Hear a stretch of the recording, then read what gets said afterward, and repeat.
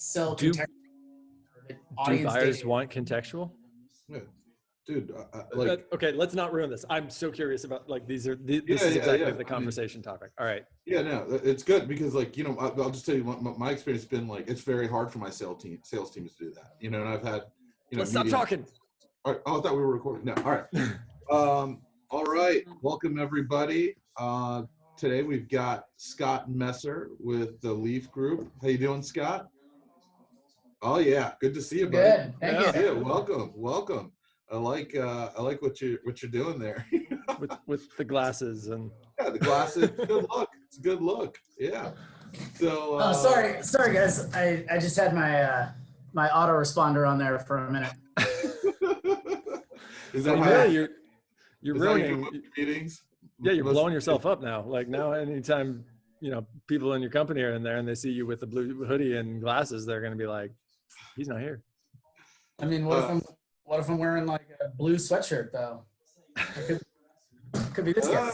This man came prepared. I mean, next level. Yeah, Next level. Step into my Thunderdome. Yeah, there it is. So I mean, I think that's a wrap. I mean, that was pretty good right there. What else can we do on top of that? Episode 3 is done. We're done. Thank you, Scott. It was easy. No, thank you very much. Have a great day.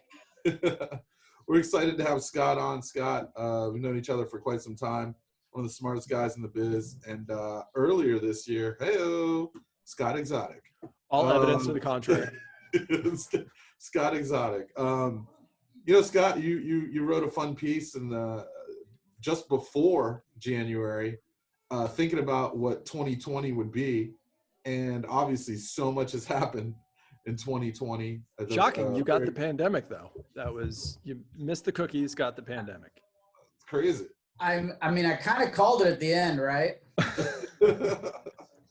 For anybody who hasn't read it, it's called on Publishers and Ad Tech for 2020. So check that out. But Scott, what are your thoughts on some of the things that you wrote about in there? Because clearly some stuff has changed, right? And so, do not panic, right? So what are your thoughts for publishers, ad tech, buyers, for everybody? I think the big thing is that this is still a temporary disruption that will have lasting effects and implications.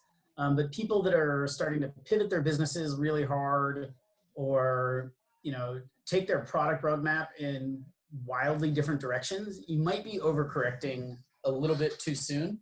That doesn't mean that your cost saving measures and those are absolutely essential and should go into effect. But it's not time to fully panic yet. Ask yourself if your business is healthy. Is your website healthy? Is your relationship with your readers healthy? And what do you define as healthy? I mean, not arbitrage, right? Let's start there. Do you like, was your business running in a good way before? And if the answer is yes, and your traffic is maybe up or down a little bit, but your CPMs are off, then what are you really going to change? Like this will pass, or it won't, but assuming that it will, we just have to go with the idea that things are going to get back to something like normal. You guys were talking about it in your last Happens Ad Ops of, what you can do and like sort of retool right now. I think that's a great idea. I've cousins in North Dakota that are farmers, and you know what they do during the winter? They take their tractors apart. They take every piece of equipment and they dismantle all of them and they clean everything, and then they reassemble it. So it comes like that is a fantastic metaphor for what we should be doing. Amazing. It's out of control. I never thought I'd be looking to a Dakota to answer but like that's it. They're wise in some places. No, it's crazy. There was a couple of really interesting parts. Shouts to North Dakota. There was, I thought, some really interesting parts of your piece, which still may actually be very true for the remainder of this year. One of them I thought was interesting was your comments and your thoughts on the golden era of header bidding. What were your thoughts on that for those who haven't read? Yeah. So really the interesting thing is now is like header bidding is relatively ubiquitous. I don't think you'll find a top 1,000 ComScore publisher not running header bidding. Potentially maybe one or two that have some deep e-commerce strategies or like super direct businesses, but they are few and far between at this point. And then there's interesting conversations of like, what is an SSP, right? That's not the same as what is the difference between an SSP and an ad exchange. We don't need to start. I really wanted to get started on this one, but yes. No, we're not going there. But like, what is an SSP versus the ad server? What is the value of an SSP? What is the value of header bidding? And if all exchanges become ubiquitous, and if SPO really has its way, the need for redundancies goes down and differentiation becomes more difficult. So what do you do as an SSP or a wrapper or any of those sort of integrations to make yourself different and stand out and valuable in the chain? Is anyone doing anything to stand? Like, I'll give my answer first, so you don't have to just go. It feels like no one is. It feels like everyone is like, hey, you know what we'll do? We'll provide you analytics. Now, granted, it's just going to be analytics about our stuff or like the things that we can see. And so that's not, because you can't see AdX inventory, like any AdX reporting other than from AdX. So like, it's totally pointless. And we really don't know why we're doing this other than to say that we're doing a new thing. Is anyone actually providing, like taking the step to provide value and not just provide a thing that they're claiming is value? Yeah.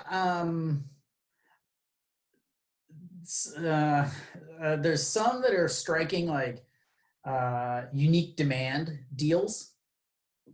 You've seen a couple. Are these the, if these are the post-auction discount deals, do we they're count not. those? They're not. I was like, they're not. Are we going to consider those unique or like something we want? No. I mean, take a look at Index Exchange has their Merkle deal. They've got Roundel. I'm sure Goodway Group, aside from their SPO things or whatever, like they've got some deals, and people are, I think the trading desks are starting to pick their sides. Now it may be aligned with pads or SPOs or something, but we can get into this later. We'll call this foreshadowing. They're picking their sides though, right? And so like whoever signs those up and like gets the deal on them, you get exclusive something, and that makes a difference, right? So it might come down to what is the exclusivity on the buy side, not which publishers you have exclusively, but which, what are the trade side you represent? What's old is new again. This feels like ad networks 2.2. Dude, ad networks were like a heady day for ad ops people. That really separated the young from the weak when you had to waterfall. Header bidding's like made it kind of easy. Listen, real interesting article in Exchange Wire about sort of, the ad network sort of maybe winning the decade with sort of the verticalized ad network one. Yeah, is that the one? So, but we'll have some folks on to talk about that. Karen O'Kane's one of my favorites, by the way. Yeah, I mean, his tinfoil hat to the max, and he is super smart and sharp. I dig everything they're doing. I had breakfast with him right before coronavirus lockdown. It was wild. He's a good dude. That's great, man. No, love his stuff, and shouts to that crew there, man. But it's interesting, talking about SPO and like I think there's different sort of ideas of what SPO is, right? So there's like SPO depending on who's talking about it, right? But as guys who are sort of living through and operators living through that with our teams, and also seeing what's happening out in the space. It's amazing, how buyers are still sort of buying in all kinds of environments and choosing to continue down those paths, right? So there's default selecting all exchanges in their DSP, which is a shock. Like, so there's an idea. That's a thing. There's an idea of SPO sort of really happening, and then there's also how the money ends up going through there, right? So they're sort of two different things. What are some of your thoughts on that, Scott, and also you too, Ryan? Starting with Scott. Yeah. So first of all, we know that SPO only is currently as advanced as exchange is like DSP to exchange. That's as advanced as SPO is right now. Nobody's gotten to like the 10,000, 14 million connections or whatever it is. Like they haven't figured that out yet. They just say like this thing to that thing is generally bad and we're going to turn all of those off. So whether you're on AMP, mobile, desktop, America, international, like none of that's taken into consideration in SPO right now. So you're using sledgehammers and we're talking scalpels. Yeah. I'd be curious, like who's even, because again, SPO, to my understanding, and I think O'Kelly commented on one of my tweets to say that this is why it was built back in the day of second parties, when there were exchanges that were messing with a second price, when there were exchanges messing with a second price auction. SPO was built so they could figure out which exchanges those were. That was it. It was really just to cut out the bad actors in this second price auction system. And it has since turned into sort of the best path to spend your money. But it doesn't like, that's a tricky thing to define. And are you defining that, like, are you defining how granular are you getting in that definition? Is it by like it's not by publisher to what Scott was just saying. They're not. So yet. It's just exchange level, but like that there are such different integrations across publishers for each exchange. Like it is very much sledgehammer. Like it's a bunch of smart people doing a dumb thing because they think it sounds smart. I mean, their now, egos are we talking their about body can't cash. I was going to say, are we talking about the wall, the truth? What are we talking about here? So they, and you know, it's like, it's novel of where they want to go and how far down they want to get into SPO. What the really interesting thing is like SPO only applies to open auction, right? There is no SPO of private auctions. In fact, that would specifically be demand path optimization, correct, Eric? You know, it's like, here is a cheap, effective private auction pipe. That's the most efficient way to buy my inventory to come through a private auction. I'm doing this again. I can't believe this might actually be a thing I do that I just realized because of this stupid Zoom. Yeah, the timeout. I didn't know that. I didn't know I did that. We need a whistle. You need a whistle. All right, back it up a bit. What is demand path optimization? For those that have not read or have not heard or might be confused by other articles using DPO as an acronym, not that I'm speaking directly of one. What is that? Yeah, Eric, you want to take it? You coined it. I'll let you. Yeah, I like you. It is demand path optimization is the practice of showing buyers the most efficient way to purchase your inventory. So the cheapest pipes. Yeah, sure. I don't mean that in a negative way, but yeah. Cheap, less, you know, rev share is really the big thing. When a publisher takes their inventory to market, there's the publisher, the SSP, and then it's gone. And then it's like out of our hands. The only thing that a publisher controls is that take rate, their rev share with the SSP. And then after that, who knows what happens to it? Ads.text tries to like sort of limit that down, sellers.json, and like everyone, you know, to keep the resellers from doing what they do. But that's all open auction stuff. Nobody's reselling a private auction. And so in demand path optimization, you say the best way for you to buy my inventory without a relationship is going through some open auction pipe. But if you want to be the most secure, come in through a private auction. Have you, because I've been talking about this idea, I stole the term, I believe, from another publisher, but we've been trying to get people up on this idea of using a deal ID, which tends to have a lower take rate, as an open auction tactic for a buyer. Are buyers catching on to that? Do they, like, when you're having conversation, like, do they understand what that is? Does it feels almost like I'm telling them, hey, here's a way to do 10 times more work. Can it be as easy to them as setting up their open auction tactic? Or is there still a degree of like extra work tax that it takes to set up these deal IDs? There's one extra step, and that's when let me pretend to be a buy-side trader. I don't know the trials and tribulations that they really go through. But when you want to run an open auction, you're just doing a mass retargeting campaign. You select 10 exchanges, you know, you'd be at 10x times the internet, and then you just let your things run. But if you wanted to use, you know, our our specific open auction, we call them $0 floor deals. You can take that one to the bank. They have to click like that deal and include it, right? And so are most buyers, once they like, I think the open auction team and the private auction teams are sort of operate in different spheres. Still? Is that really still happening?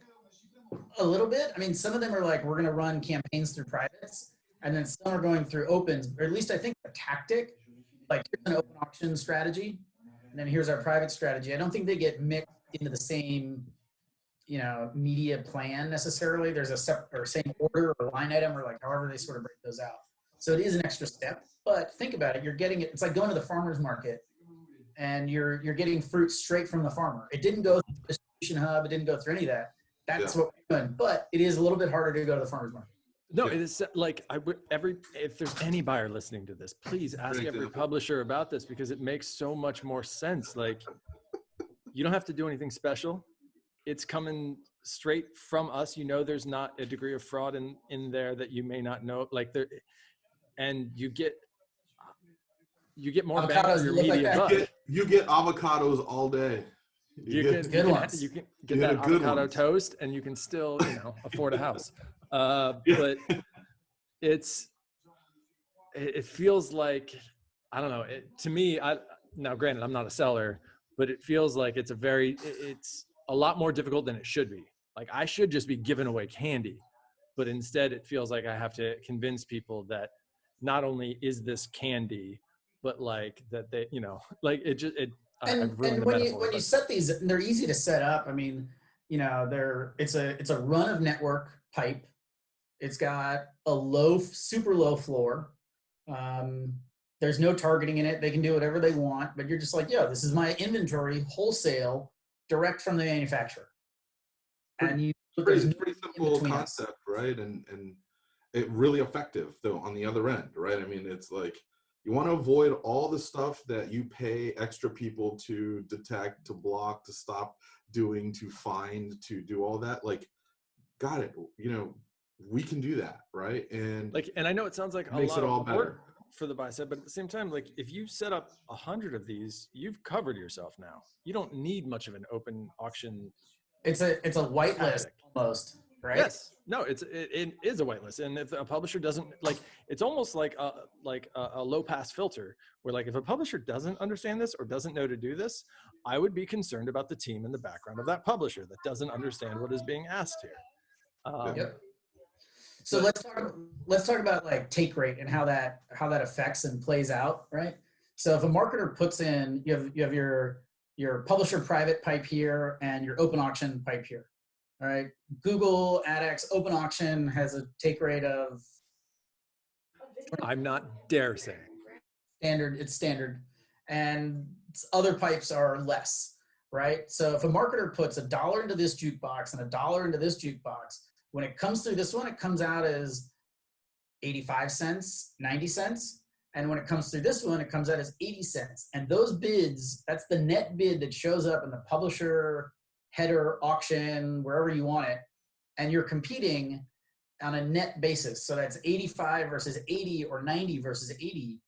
And automatically the same dollar that goes in works harder and fights harder and gets better inventory and has higher win rates. And the publisher didn't do anything. They're literally just like, I don't know, I get a little bit more money either way, but I really hope you do it through this efficient thing that I've given you. Yeah, absolutely. Like, there actually isn't a downside.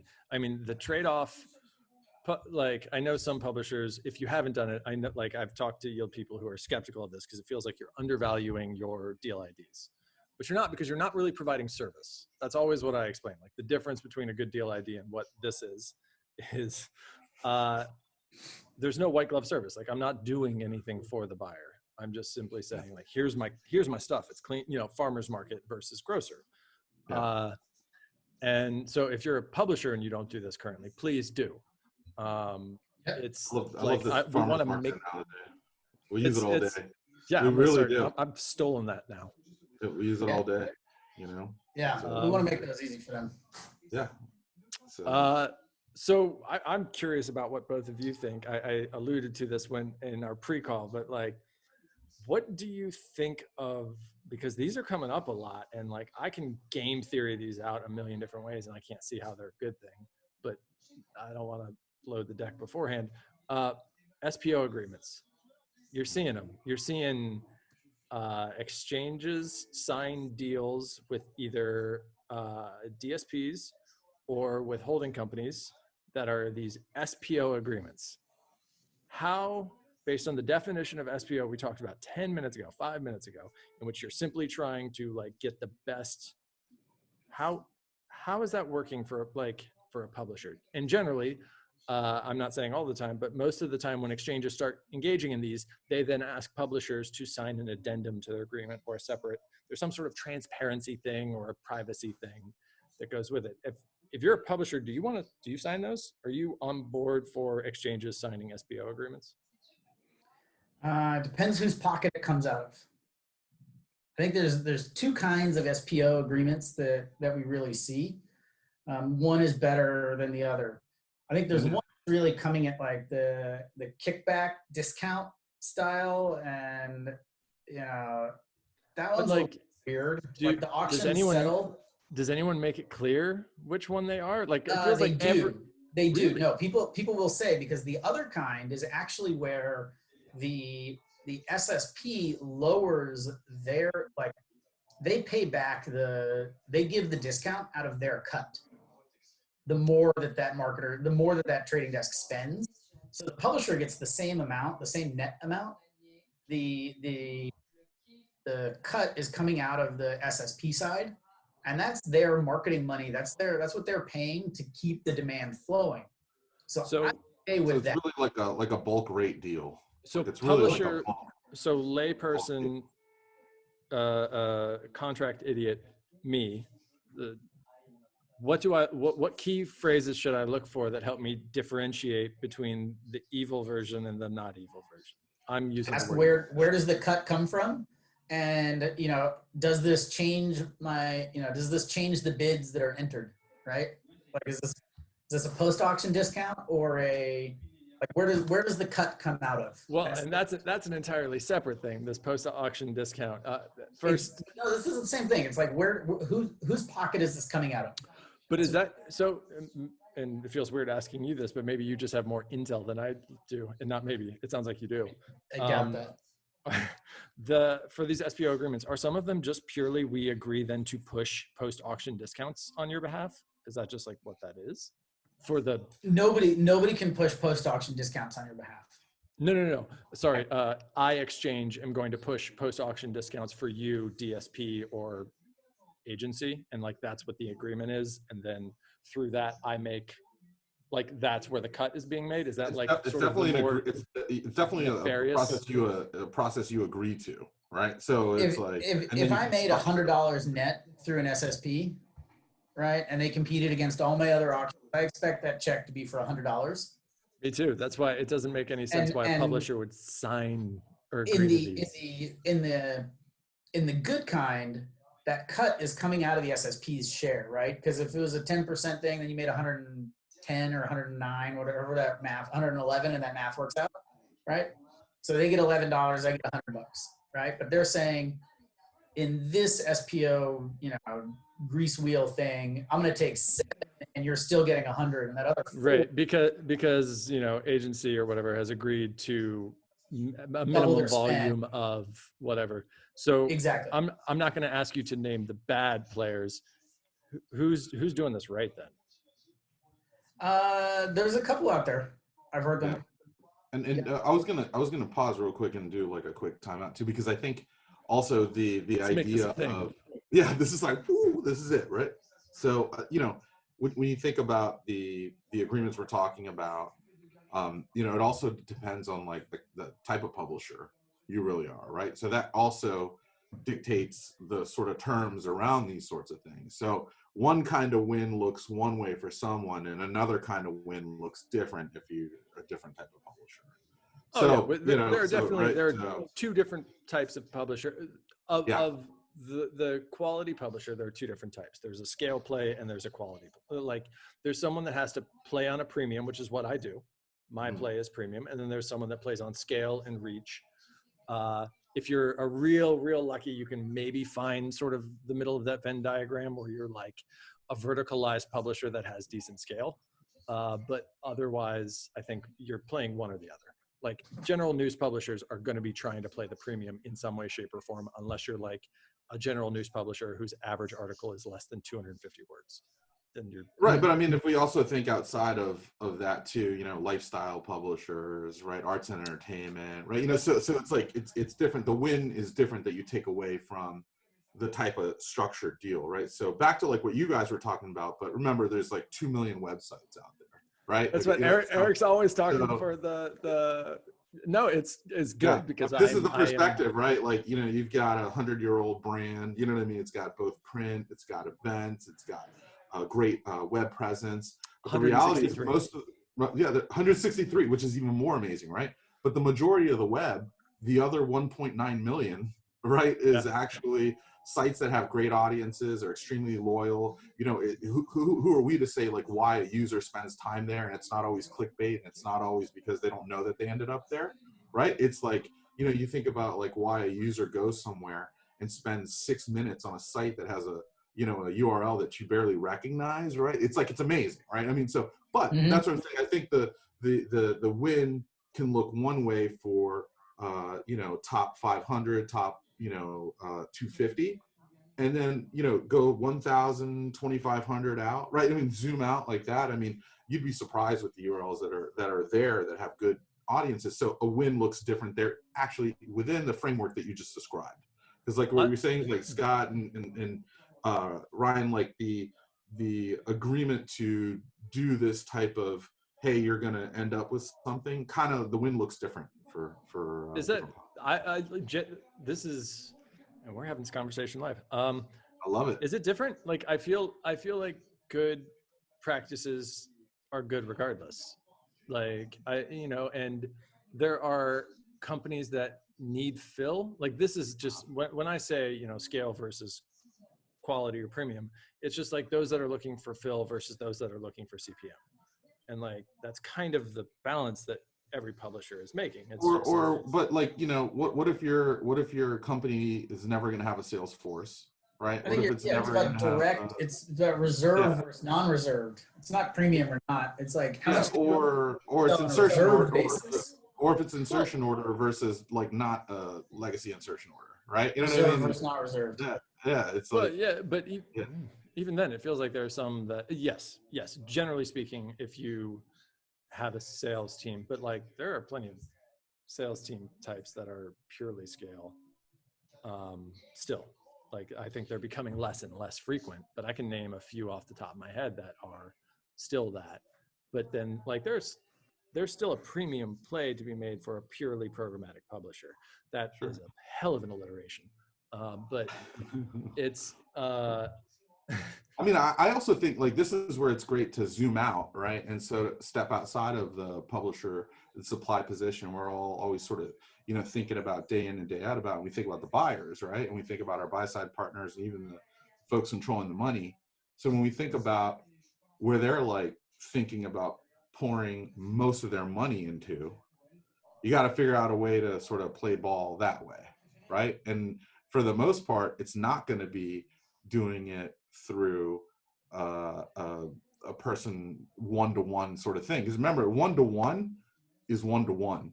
And the way we're talking about is like, can still be one-to-one, but serve one to a lot. You know, and that's a good question. How do you do this DPO deal? How do you do these DPO deals, the like zero floor, but still through deal ID without a sales force?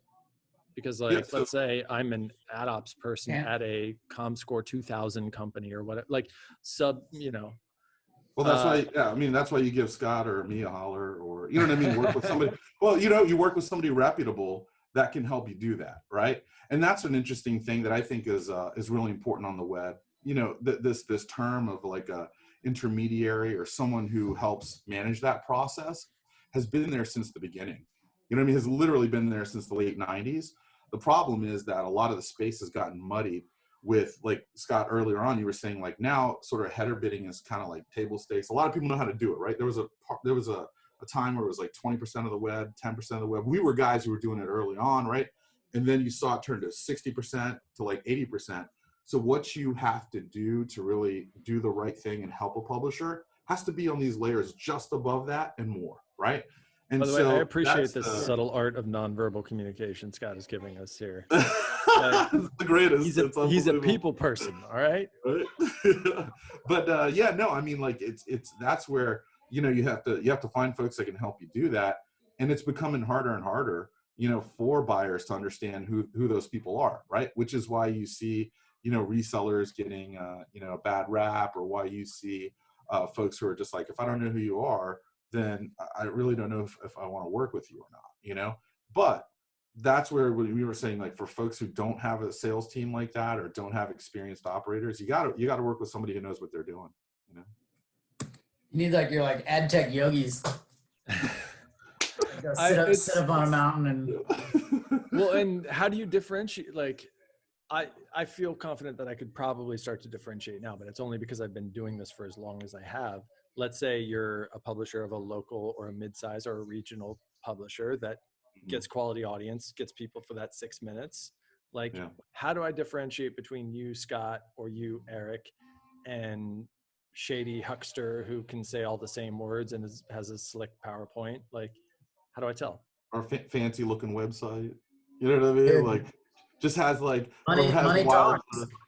yeah, money talks. And also, I think this is also where I think it's interesting. Credentials are going to matter more moving forward, right? So it's like, you know, there are people that you're going to want to work with because they're established. They've done these things before, and they're tackling some of the new stuff that's happening, right? So ad tech 2.0 is coming, right? So we're looking at ID consortiums, we're looking at the cookie crumbling and all that. And if so somebody's just promising you a little bit of lift, promising you fill rate, right? Promising you a little bit more CPM, promising you all this like weird stuff, because it's happening, right? Like there's all these people that just basically like dangling this weird thing in front of you. You're gonna have to start working with people with credentials, you know? So I feel like I walked into the sales pitch for you too. Didn't mean to. I'm generally not for this. I'm against these sorts of things. I'm happily employed by my company, and we're you know, this is what we look at, and we train, and I think you as a publisher, when you're trying to bring somebody on, you know, definitely start slow with somebody and get them in a if you're going into a consulting thing, start with like a little bit of work and see if you just like working with them, right? See how much transparency you get. You know, do you have to be taught certain things? That may be something that is a great question. Eric, you might appreciate this. You know, someone coming to you and saying like, look, I know where I want to be. I don't know how to get there. But I also don't know where I am right now. Can you please like teach me everything I need to know so that I understand the conversation we're about to have for an hour, right? Like some people aren't even that close, and they really need those educations. And so start slow, get into that, and then read everything and like try to become an expert. You know, this was going to be my final question for you, which is just like, all right, I want to take someone from like 101 to 201. How do you do it? What are you recommending? What are you either reading? What are you trying? Like how do I get to a JV level understanding from someone that doesn't know squat? Start your own. If you can't play with your actual websites, start your own. Set up DFP on that and like try to connect the pipes, right? Like get in an environment where if you break it, it doesn't matter. Get into the online trainings. I know you guys talked about like Trade Desk got some, IAB has theirs for what those are. You know, ask around in the publisher groups. Like I'm sure Beeler would love to host another Programmatic 101. Like I write Programmatic 101 decks literally once a year. And I think everybody does. They're out there. You know what's interesting, Scott, to that point too, and Ryan, with your question, you'd be amazed with like great media brands, great publishing brands, great websites, like internally, they have to do these kinds of things, right? So this is not like an external problem with like sites who are outside of the ComScore 1000, right? Even within the walls of great organizations that are killing it and end up in all the trade pubs, they have to go through this process, just like Scott described, like once a year. Or imagine the complexities that are coming with, like, when you just mentioned JV. I mean, somebody's gonna have to go to varsity, like big time, and actually go pro level, right? Cookie crumbles, 24 months, 18 months probably, right? We have no idea what's coming. But there are folks who are just trying to figure out what was going on 4 years ago, let alone like, how are you gonna figure out how to make money? Yeah. When things really change. And that is not specific to sites that have sales forces and don't, you know? Yeah. What's also really neat is to look at brands that have started in the last like 2 years. They don't know what a waterfall is. Like they're just starting, where like header bidding is like, okay, so that's where we start. Now what? You know, so you don't need to have like the whole history of it. Just start wherever you are and learn about it, push some levers, do some things. Like the worst you do is you change it tomorrow. I always say, like, push all the buttons, you can't break it. Until it breaks. That's the perfect end. We're good. That's how we're gonna wrap this. I think push a bunch of buttons, see if you break it. Or wait, you can't break it. Call Ryan when it's broken. No, call one of you two. You got. Hello. He's calling him. That's my brother. Scott can be in two places at once. Yeah. He's good. He's all right. He just like comes in here every now and then. You have somebody to bring you coffee. This is amazing. Yeah, it's a little late. You see, he had an Initech mug. Definitely a wrap. Ryan and I are out of beers, so we're out of drinks. So this is it. Everybody, thanks for joining us. Thank you. Very cool, you guys. Thank you, Scott's brother. Thank you very much. It was fun being on here. It was great. Appreciate it, you guys.